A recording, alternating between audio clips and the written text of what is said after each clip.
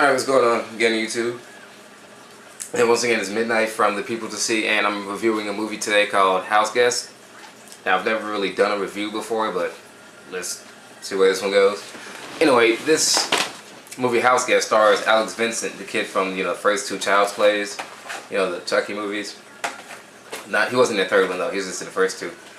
He wrote this film, actually, and he was looking for like directors or whatever. And like in the area that I actually live in, which is funny. And they decided they were going to take it up. He actually wrote something else before this, but it was a little too big of a project for them, so they actually asked him to come up with something else. So he wrote this, which became House Guest. And it's about like these 5 kids like in a house trying to figure out, who this killer is that's on the loose that they keep showing up on the news. And it's more of a horror comedy than, like a horror movie. It's got a lot of funny moments in it. Especially this character named Seth, who's, played by this guy I know. Actually, the funny thing is, when I said it was in my area, I saw an ad on Craigslist saying that it was looking for actors. But, I probably would have auditioned for it, but it said Sarasota, and I thought that was kind of far from me.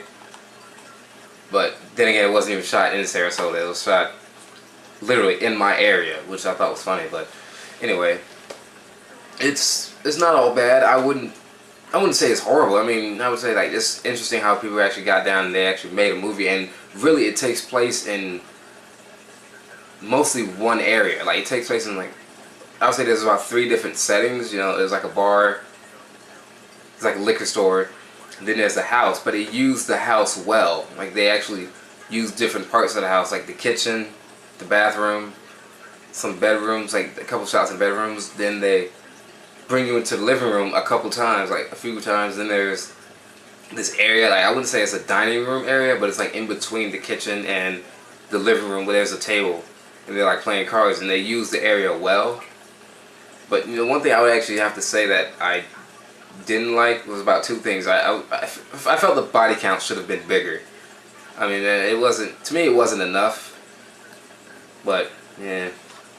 The second thing that kind of bothered me was there was a scene where because the killer ends up at their house, and what happens is one of the guys the character named Seth, he tries to go after him, but being overpowered by the killer. What happens is something happens, like there's a scene where he's like getting stomped, but the sound, it doesn't sound right, like because he's getting kicked against a cabinet and it doesn't really go, like the sound that they use is just like doosh, doosh.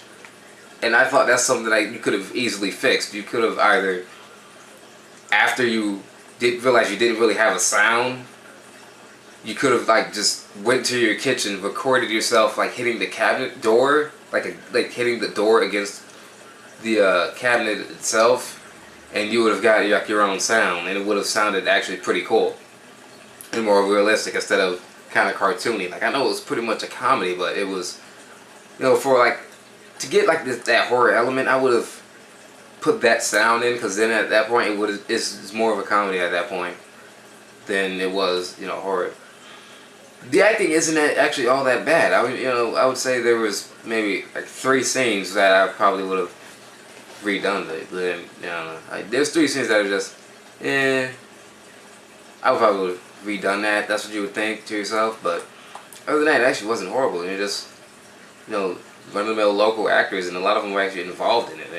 Like the guy who played Seth, he was the makeup artist in this movie, and he did pretty cool. Like, did pretty good makeup job. I mean, it wasn't bad. It was pretty cool.